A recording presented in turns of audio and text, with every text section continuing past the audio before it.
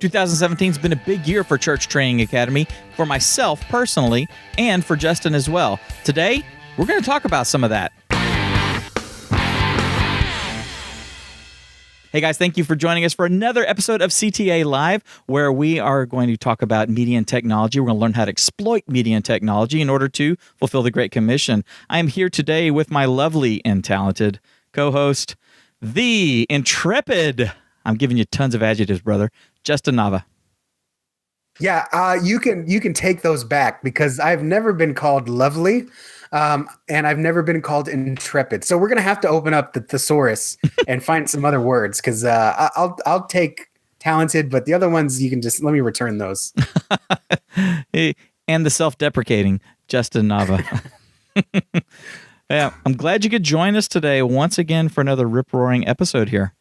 Yeah, this one's going to be good because it's all 100% live. Yes. Today we're going to be talking a little introspectively. We're going to deep dive a little bit into what's been going on with Justin and I and what we've been learning through the year.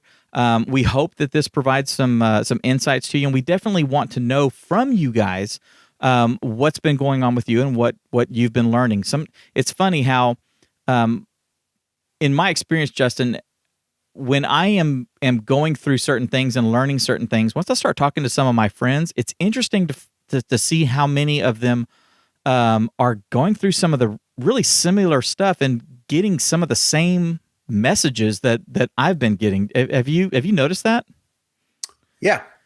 I think. Well, I mean, everyone moves throughout time the same way, right? We're all moving forward in time. We're all learning together, leveling up together. So yeah, I mean, a lot of times you are going to go through the same kinds of seasons as other people and learn kind of the same lessons at the same time. That's kind of proof that you have a good inner circle, in my mind. Yeah, I think so too. So let's start off with you. You want to share something that one of the lessons that you've learned here in the last 12 months? And if you need to stretch back 18 months, go ahead. That's okay. No, just 12 months for me. So one of my biggest lessons was actually realizing that there's a quote, and I cannot remember. I'll have to look it up while you're talking, but there's a quote that says 1 is the most dangerous number in business. If you have a business that makes $1, that's a bad business. If you have a business that sells one product, you're limited in how much profit you can make. And what I learned is, and I think you learned the same thing, is if you're the only one in business, then hardship is going to meet you at the door. So there are many people that can do stuff like freelancing and micro business type stuff. A couple of of salesmen or affiliate marketers that can do it by themselves. But if you really want to grow something like, for example, your ministry, then you need to move as far away from the most dangerous number, the number 1, as you can. So, I was stuck spinning my wheels because, I'm a content man. Content marketing is my passion. It's what I'm good at. But I eventually came to the point where my own business, Church Marketing School, I really couldn't offer any products to actually sell because I was so busy just making content. I had a content plan, I had a layout, you've seen some of my checklists. Right. I just dropped my fidget spinner here. You've seen how much I care about getting this information out there. But the problem is I spent so much time editing videos, editing podcasts, recording podcasts, getting interviews on, writing articles, SEOing those articles, researching competition that I don't know anything. So I was developing an audience, but I had nothing to give them. So I had to grow. And that's when I started praying. And that's when I met you. And that's when kind of things got unleashed because no longer do I have to edit videos. No longer do you have to find interviews, although you are looking for them. But, we can do that together. So I'm not spinning my wheels every week to find content and all that. And I don't have to write every article. You don't have to transcribe every video. And especially you don't have to make every course because now we can kind of share the load there. So together, even just us two, we've literally doubled the amount of work that we can put out, the amount of content that we can put out, and the amount of courses that we can provide churches. So the number one lesson this year was definitely that the number 1 is the most dangerous number in business. And I cannot believe how much more. I mean, it's kind of, I think I told you this, you kind of made fun of me because you said it was bad math, but when you add +1, your output ends up going times 10. So even though we're two people, the output that we can put up really is more than double. Right. So that was my biggest lesson for 2018 is you can do a lot by yourself, but 2017. you We can haven't do hit even 18 yet. more We haven't hit 18 yet. with someone else. We haven't hit 18 yet. I'm sorry, 2017. I'm already looking forward to next year, man. So the big lesson was what? So the big lesson in 2017 was you can get a lot done by yourself, but when you add someone to your either business, ministry, group, when you add someone to your inner circle that is sharing the workload, you actually, even though you only double the workers, the amount of work that you put out is more than that. It's 10 times. Yeah, I think you're right. That's I learned this word back in like 92. I think it's called synergy. That's the which is what happens, and that's the joining of forces allows for that amplification, and you start getting exponential results. And I would say that is one of the biggest things that I learned. I know you and I've had this conversation. I know some of our viewers and members have, and I individually have had this conversation. But this is Church Training Academy is something that God put on my heart. I mean, He put the beginnings of this idea, the seeds of this idea, in an earlier form. I mean, back in like '99, and throughout the early 2000s, this little thing was just kind of sticking around in my head a little bit, but never was doing anything with it. And then like 2011, I sat down with a couple of buddies who had been thinking the same thing, and we started walking down this path, but we had our own client loads and workloads and all this kind of stuff, and nothing ever happened. And then at late 2015, I was in a position that I started thinking about this seriously again. And I remember so vividly laying there in the bed one night, trying to fight, insomnia, trying to get myself to go to sleep. And the more you try to make yourself go to sleep, the more you think about trying to go to sleep, and the more brain power you expend, and the longer you stay up. You know how it is. And I just remember saying, God, if you still want me to do this thing, if you still trust me with this idea, then I'll do it. But I want it to be something that is you birthing it, you making it happen, and you've chosen to do it through me, versus, hey, God, I got this great idea, and I'm going to start doing this thing. Oh, by the way, please bless it, And right, yeah. As I started going down this path, I quickly realized, like throughout 2016, I quickly realized just how hard it is being a solopreneur. And getting into 2017, and staring down the barrel of, I've got this list of things to do.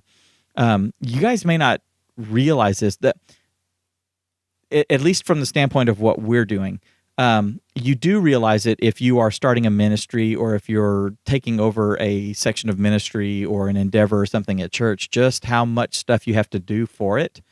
You may think, hey, I'm going to set up the audiovisual ministry at the church. Okay, that sounds great. In your mind, and when you say it out loud, I'm going to set up the video ministry at church. Okay, the initial thought, hey, I'm going to be the guy with the video camera, and I've got some SD cards that I can record on. So yay, that's it. But once you start kind of fleshing it out and what's going to be going into it, and start thinking about, I got to train volunteers. We're going to have one camera or two, or we're going to live stream, or we're just going to record. Who's going to edit? And all these things start showing up on your list. It's like that for us. It's like that for Justin and I. Him with his endeavor, me with my endeavor, and companies that do stuff like this, that are publishing companies, that are media companies, that have a membership site, and that create content and all that. They have, big companies.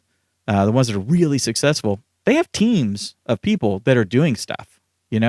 They have, I always look back at my friend Leo Laporte, the guy that runs Tech TV. This Week in Tech. This Week in Tech. Thank you. I keep wanting to go back to the original days. This Week in Tech, the Twit network, and the stuff that he's done, the studio that he's built, the shows that he's launched, and the team that he's had. And I've worked with a lot of those people in years past, and the amount of things that they're able to accomplish because they have tons of people to do it. He can say to one of them, let's come up with this idea for a show, and then all of a sudden there's someone who's going to be doing this, they're going to be doing that, and they're all sharing the load, and everything starts working. And for us on the outside, it's like, wow, this is really cool. Leo is doing this really cool podcast network and all this sort of stuff. But the reality is he's got a whole, he's got Fox News over there, the equivalent of that, or CNN, or one of those big, huge things. So because he's got a huge team, he's able to amplify. Well, doing it yourself, gosh, it's hard to amplify. And then you have to juggle family and kids and the kids' needs. And I got a kid with special needs, so I got to juggle all that. So I think, like you, one of the biggest lessons I've learned is that I don't have to be in control of everything, that this is God's project and he's doing it through me, and thankfully he's doing it through you, Justin, as well. And being able to cede some of the control from my hands to yours, and know that my way is not always the right way. Learning that lesson is a little hard, and you saw it at the beginning. It was like, I don't know if I kind of trust this guy. He's got some good ideas and stuff, but the shift from this guy is helping me to, no, this guy is my partner, and it's me and him now against the world, walking down this path, and we are going to build this thing. And his ideas are just as valid as mine, and my ideas are just as valid as his. That's a big, huge. That's a big matzo ball I put out there. That's a huge leap of faith, I guess, and I guess that giving up control in order to accomplish the task, or the huge project, is one of the things, and learning to further trust the Lord in His guidance and stuff, I think is probably the largest lesson, I guess. And it seems I'm constantly learning that. So you would think that I finally would have gotten it, Know what I mean? Yep. Man, a few words. Okay. What else have you learned? So I got all kinds of things written down here.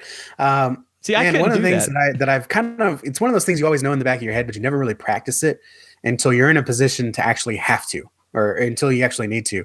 And that is the power of saying no to the little things so you can say yes to the bigger things.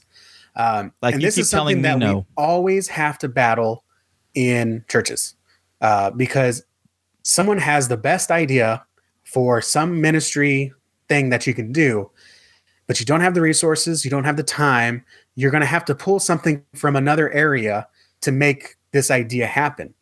And churches, we hate saying no. This is one of the things that we still struggle with today, is if Susie comes in and says, hey, I have a great idea to start a food pantry, who would say no to that? If Rhonda comes in and says, hey, I want to do this shirt donation for Haitian kids, who would possibly say no to that? But the reality is that Rhonda's already involved in 4 ministries. And so if she's going to run this t-shirt ministry, or if Susie's going to run a food pantry ministry, she's going to have to eventually say no to running choir practice, or running kids choir, or helping out in reception. They just don't realize that right away. And I've learned this myself, because there's a lot of things that I want to do, but I can't do them. So the most simple is, obviously, I love TV. I love comic books. I love all the nerdy media, basically. But this year, starting church marketing school and then moving into church training academy, there's a lot of things that I don't get to do anymore, or I say no to, because I actually want to be building something greater. So I don't get to watch The Punisher right when it comes out and binge it in a weekend like I used to. There's a lot of TV shows that I started that I don't watch anymore, because I'm actually working towards an end here.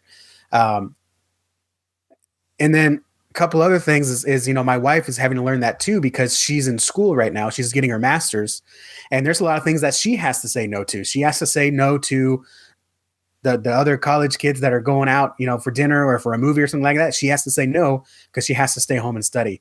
A hard one that we did was we had to say no to my daughter taking dance class. She had dance class before school, and for that right now because my wife's studying. I'm trying to build this up.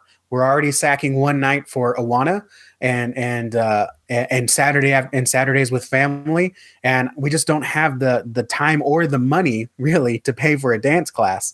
And so, we said no to that. We kind of took that extra savings and we used it to get her into a private preschool. So we sacrificed, something that was nice and worthwhile because she loved dance class and it taught her, mobility. But we used the resources to put her into something even bigger and better, which is a private preschool, where she's just super, super thriving there. And it's hard to say no to things like that. But when you say yes to the bigger things, I mean, you can accomplish so much more. One of the biggest problems in churches that I consult with is that they have 100 people and they have 17 ministries. That's not unheard of, but really in my head, that's unacceptable because what you're doing is you're fracturing your church, trying to accomplish 17 different things, and 10 of them don't even match up with your mission. They're worthwhile things, but if you keep saying yes to everything, eventually you're going to pull someone from another ministry. You're going to kill off another ministry, or you're just going to spread everyone so thin that just nothing gets done. And everyone gets burned out. There is a way to. Yeah, exactly. Everyone burns out. So one of the biggest things, and it's hard because my friends are talking about TV shows that I'm not watching. They're talking about movies I'm not watching. My dad's saying I'm doing too much and, I shouldn't be working till 11 o'clock at night. But 2 years down the road, 3 years down the road, when we actually get this thing off the ground and we have the proper audience and we're causing real life change in the ministry, in the kingdom, none of this stuff, none of the TV, even as difficult as it is right now, even Jill's dance class, missing a year of it, is not going to matter compared to my wife doing the job she's called to do, compared to me doing the job that I'm supposed to do, and compared to Jill, who is much more ahead of hopefully other kids because she had the private, smaller classrooms, more intensive preschooling. So in order to really focus in and have successful in the church ministries, sometimes you have to say, no, that's not our calling. And one great example of this is actually a church in my hometown. It's called Vista Community Church. Someone came with the heart, with the passion to start a food pantry for the church. And Vista has a very, very defined mission statement of serving Temple, Texas through these different core values. And the food pantry didn't exactly line up. So they had to say no to having their own food pantry. They said, this doesn't line up with our resources. This doesn't line up with our vision. This doesn't line up with our core values. However, there is another food pantry in town run by a church. So what we're going to do is we're going to help support their food pantry.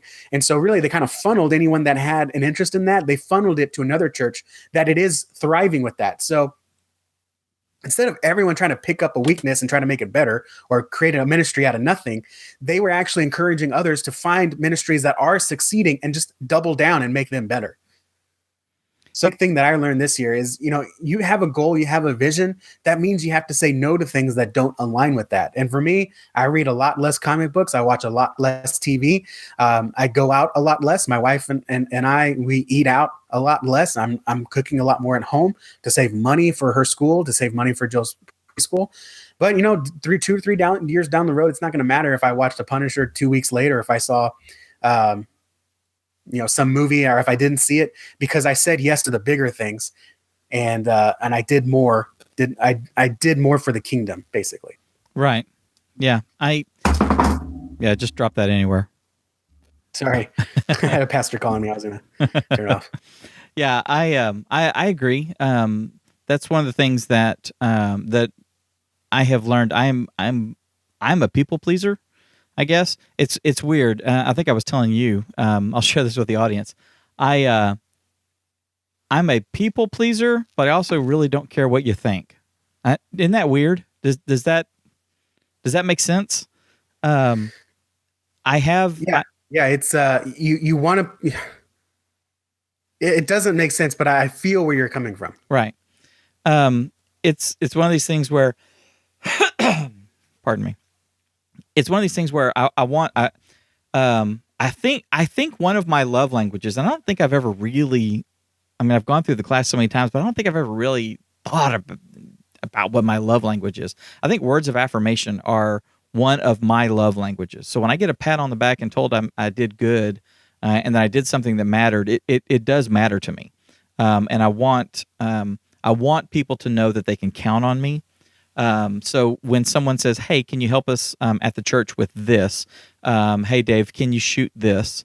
"Can you bring your video camera and take pictures and all this sort of stuff for this thing? Are you doing anything Thursday night? Can you spare 2 hours?" That kind of stuff. In my heart, it's like, of course, I totally want to do it. I mean, between you and me, if we didn't ever have to charge, for our membership and stuff like that, I would be content to just give. I'd be content to sit down and do one-on-ones, over a Skype call with every single person I possibly could, in order to help them out and get it. But we can't do that. You and I can't eat on that. We can't grow the business. It's completely irresponsible of us as business owners and as family men to just give the farm away. We can't do that. But in my heart, I want to do that. Now, on the other side of, I really don't care what you think. I guess maybe that's in the, in where my beliefs are and what I do and the way I'm going to live my life, and the things I'm going to do, the decisions that my family and I make, where I really don't care, what other people think about that. But the saying no, I think is a huge thing. I find myself, and it hurts sometimes because, you were hitting it on the dying to self side of it, right? So, the reality is that, we can always go back to Netflix later and binge on whatever it is. I still haven't finished Firefly. I know it's sacrilege. I finished Firefly. Yeah, I know it's sacrilege. But I'll always be able to go back and watch it, and if it goes off of Netflix or whatever, then it'll be on Amazon, or I'll borrow the disc from a friend. I mean, who cares? That stuff is all temporal. None of it matters. We can always watch it later. With the exception of Star Wars, I have to go see that at the movie theater when it first comes out. That's just what I do, and I don't care what you think. There's an exception to every rule. That's right. But it's also good because it's my pastor and I are going, so we're doing the midnight showing next week. Anyway, close parentheses on that. The dying to self and dying to my desires and stuff like that is something that I've been learning. And it's hard because I really do want to say yes to people. I do want to say, sure, I'll be happy to, I have to give my church credit, and give Jared, who you guys met last week, credit, because when Jared and I sat down a couple months ago, he said, "Tell me what you're doing with Church Training Academy." And I said, "Well, here's what we're doing." And I laid it out for him, and here's where, what God has told me to do, and the ministry / business that he's put me in, and blah, blah, blah. And here's our goals. And as I started talking with that, I mean, his eyes just lit up, and he's like, "Well, first off, I want you to know the church is behind you 100%. And, whatever I can do personally, and as a pastor and as your friend, however I can help, I am at your disposal." And I'm sitting there going, dude, that's huge right there. But then also he said, I also want you to use the talents and skills that you have and that you've been using at our church and stuff, but we want to contract you to do it because I want to make sure that you're being compensated because this is your livelihood. And I don't want you to ever think that the church is abusing the talents and stuff that you have, and because, I mean, the live streaming at our church sucked. I mean, it sucked bad. It was horrible. And for years, I stayed away from that ministry because my tendency is to jump in and say, the harsh person in me says, "Guys, get your heads out of your tails. Look at what you're doing. Make it better. Come on."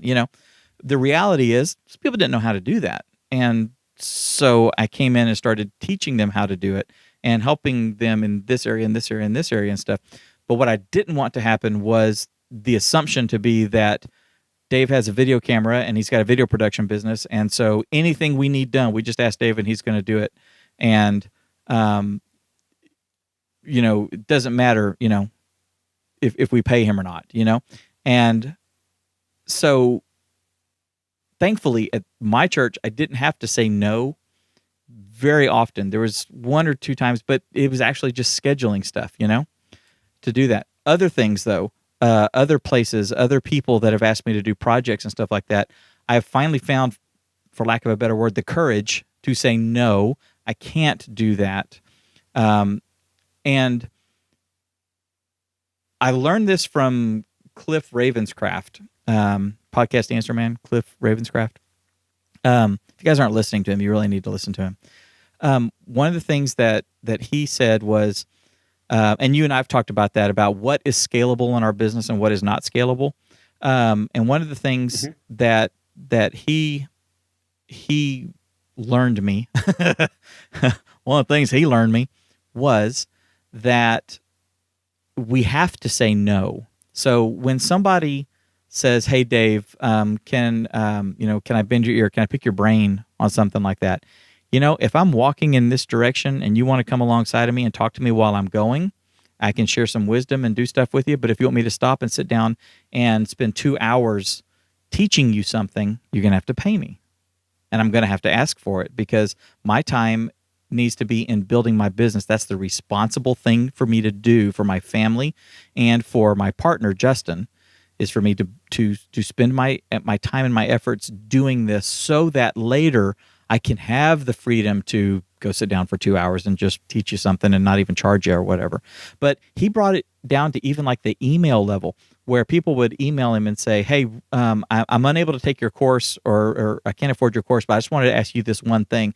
And he said, "You know what? When I respond to those emails, I end up spending 45 minutes crafting the answer to them." And he said, "I can't do that, because if I do that 3 times, half my afternoon is gone, and I should be creating a course." And I get those emails. I get those. Dave, can I talk to you? Can we get on a call? Can I do something like that?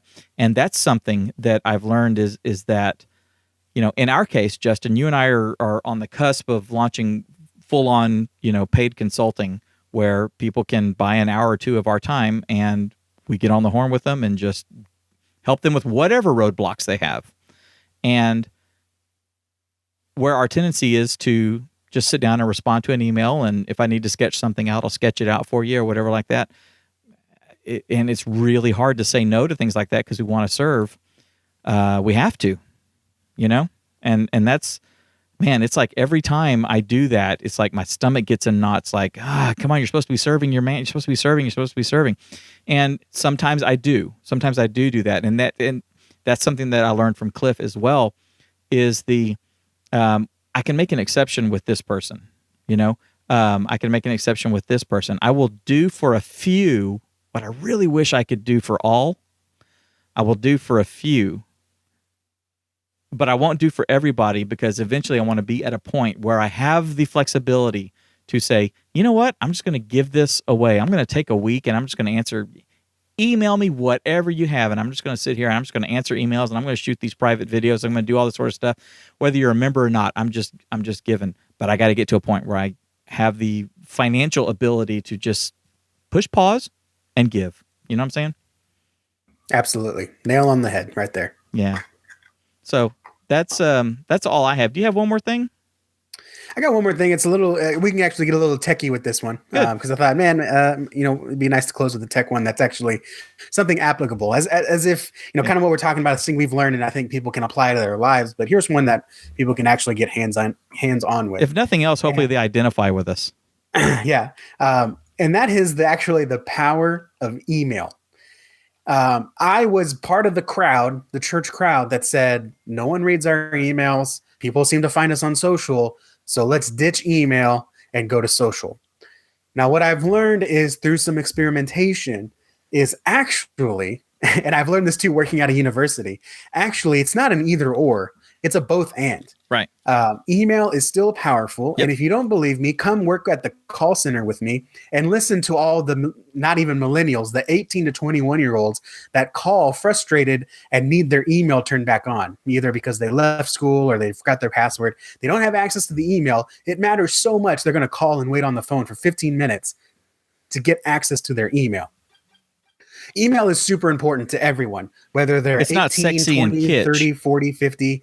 Email is here to stay. Right. And the way social media has worked now is that, for the most part, When you put a post out there, not everyone's going to see it. You'll be lucky if you get 10 to 20% of your audience to actually see it without doing it for free. So you have no control over the delivery on social media. Facebook and Instagram is algorithm based. Even Twitter's algorithm based. And if your audience isn't doing algorithm based, they have to be on Twitter within about 30 minutes of when you actually make your post.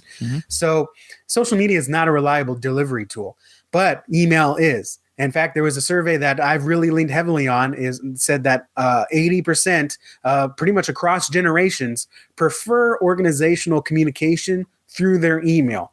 It's something that arrives. I can read it on my own time. It can be short form or long form, but hopefully not too long form. It can have calls to action. And I know as an organization, when I send it, they will get it. It may land in a promotion box, maybe, hopefully not if you do emails right, but they will get it. Now, whether they open it, that's another story we'll actually get into in a future course. But email is still super powerful. And since I started utilizing email in my own business, I pretty much tripled the amount of sales and affiliate references just by sending intentional emails. So email is still powerful, but the way most churches use it is not. And when I try to say this, like someone's like, "Hey, how do you prefer to get? What do you prefer to make announcements with, Facebook or Instagram?" And I comment, "Email," and I'm literally like laughed out of the thread. Like Facebook notifies me, "You've been laughed out of the church communications thread."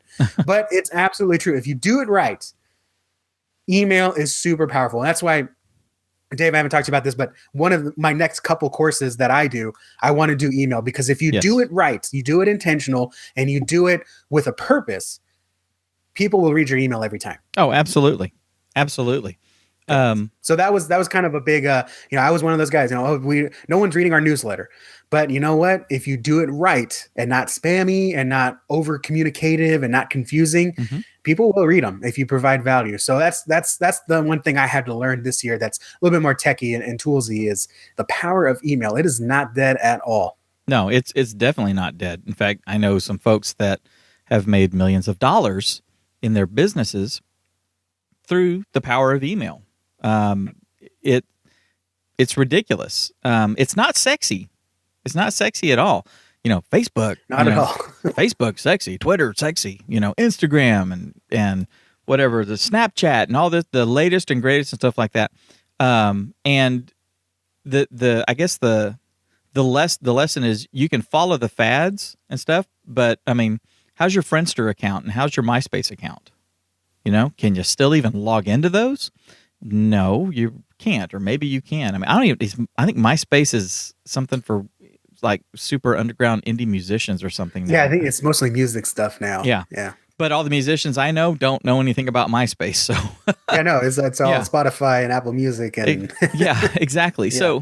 So these things are going to come and go. Some of them are going to stick, and they're going to become just invaluable. I'm learning the value of WhatsApp, and the usefulness of WhatsApp, the ubiquity of WhatsApp. When you're using that platform and everybody in your family is using that platform, it is a million times easier to use WhatsApp than it is to text, because some people in a group text get all of them split out into all these individual texts. And sometimes they come in as a proper group text, thread, but we're on different platforms, we're on different versions of the platforms, and things play different. We're using different MMS apps. Okay, so forget all that garbage. We're going to start using WhatsApp. So like me and Kat are now using WhatsApp. We're learning to not text each other, but to use WhatsApp, and it makes it real easy to send a voice message really quick. And I've got a guy. It's a friend of mine, one of my best friends, and that is the way he and his people involved in his business are communicating. So he and his partner in house flipping, the two of them communicate everything through WhatsApp, and I'm doing some photography for them, and they're like, "Okay, we're going to communicate with you through WhatsApp, so be on that, join this group, blah blah blah." And then doing things like working with his contractors and stuff. He's like, "Okay, floor guy, get on WhatsApp. That's how I'm going to talk to you." So that's something I think is going to stick technology-wise and stuff. But what has been here since day one, I mean, literally day one of ARPANET, was email, sending a message from one person to another. That has been around from day one, and that is the thing that Facebook could change and go away, or it could change and morph into something completely different than what it is. It could end up being, like the Oasis in Ready Player One. If you don't know what that is, this giant, take Facebook and these giant MMO games, massive multiplayer games, and all that sort of stuff in this virtual reality world.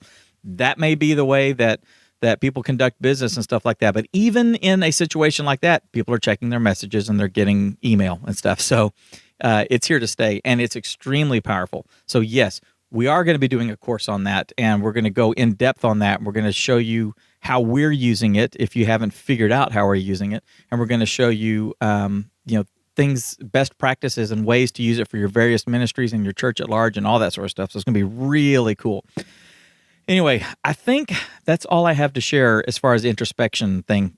It's hard for me to sit down and come up with a list of what I've learned. It's just like these things flow out of a conversation. You know what I'm saying?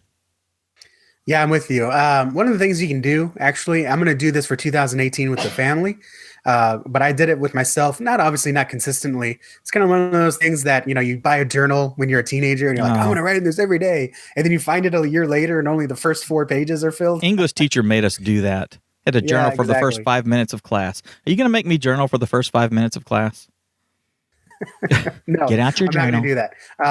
But one of the best things you can do is every day, and I don't do it every day, but I do it most days, is just write down what you're thankful for that day. And when you do that, I can just look back. I can flip through the journal and I can say, this day I was really thankful that I got a 60% open rate on this email. That was it. That's as simple as that. That was I'm thankful that happened today.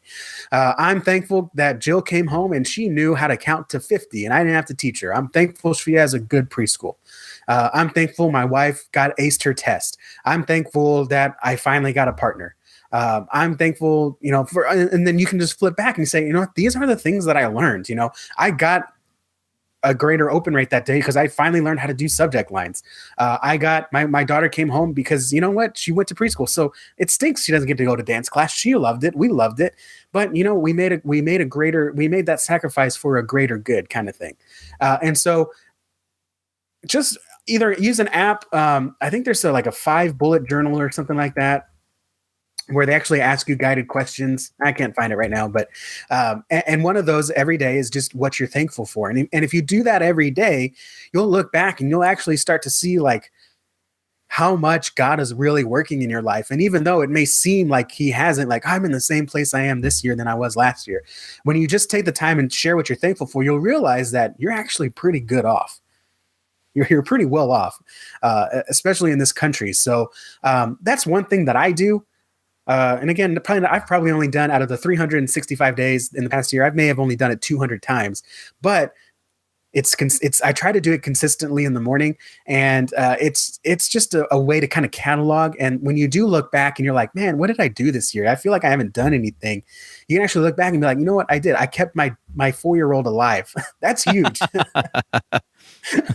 So, and she's learning and she's growing and she has clothes, and I have done a lot, so it's stuff was stolen off her back porch, and I was thankful that we had renter's insurance, so that's a huge thing, is I'm able to provide for my family enough to where we can have renter's insurance, so when you do that, you just keep a journal of what you're grateful for. You can actually look back and be like, you know what, God is moving, I am learning things, I am improving, and it actually doesn't seem that bad. Yeah, I agree 100%.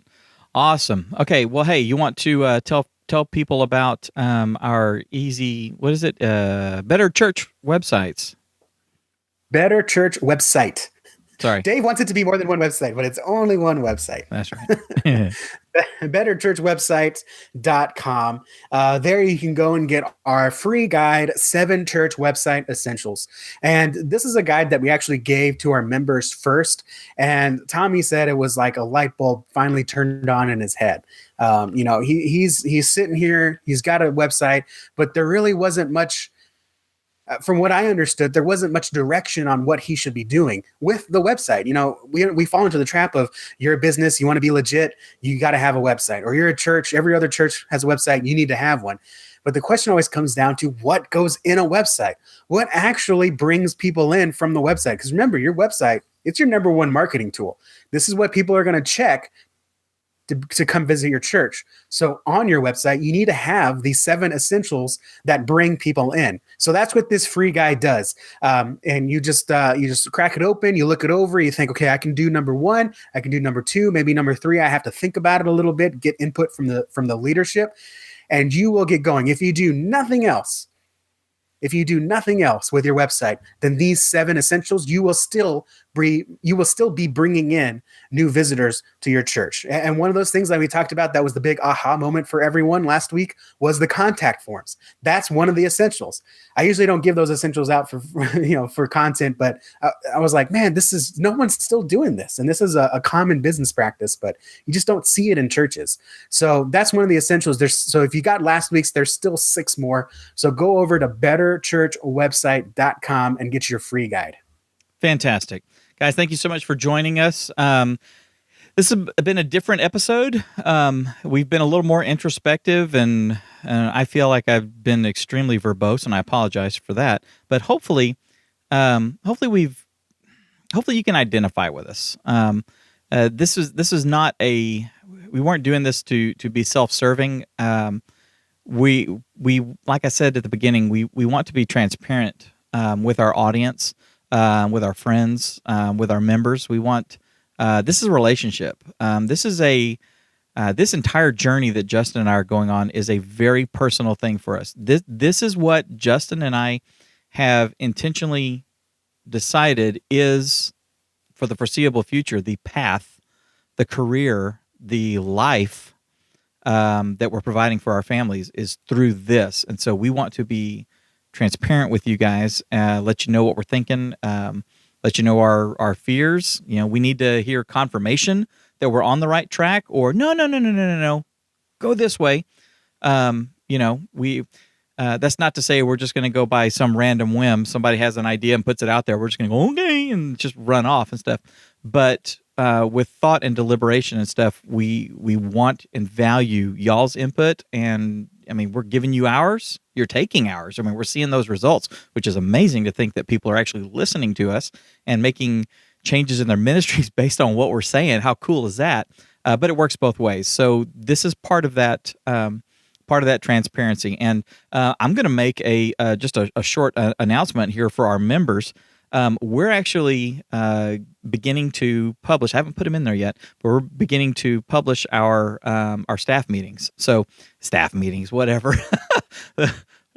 Partner meetings. Our partner meetings are. I don't know what you would call them. Yeah. What are we calling them? That's what they are. They're you and me talking about what went well, what didn't go well, what we're going to do this week, right, how we're going to divvy it out, and what strategy are we going to use for the following whatever. Exactly.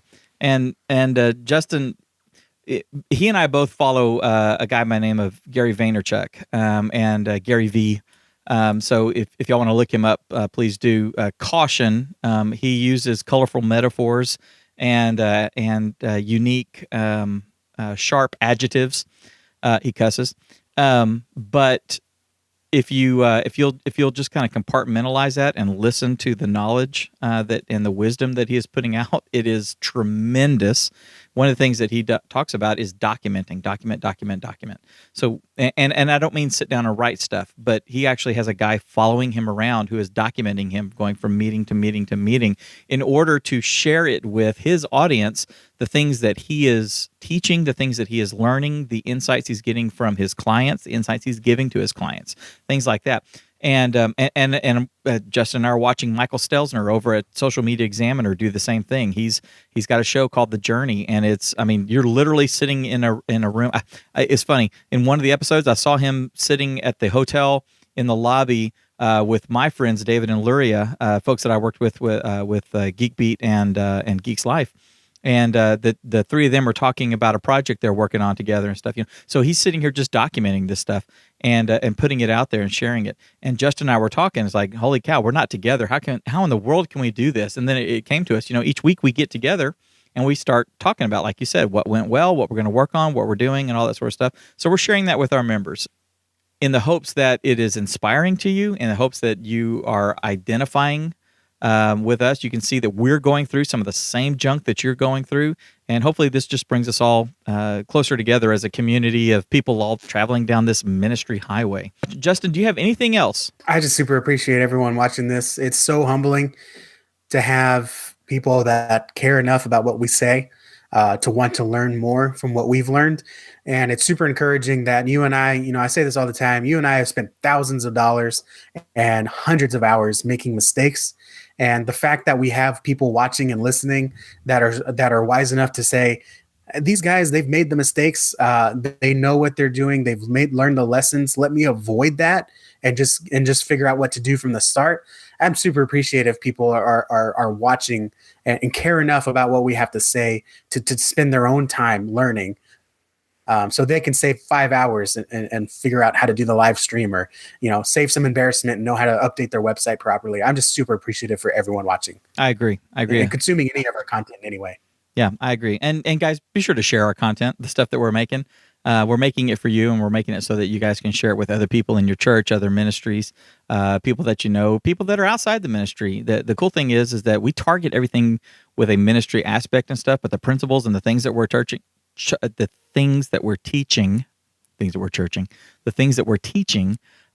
really apply in all business and personal stuff as well, and personal projects and all that sort of stuff. So please share that. Thank you guys so much for watching. Take what you've learned today, please, and go out and change lives.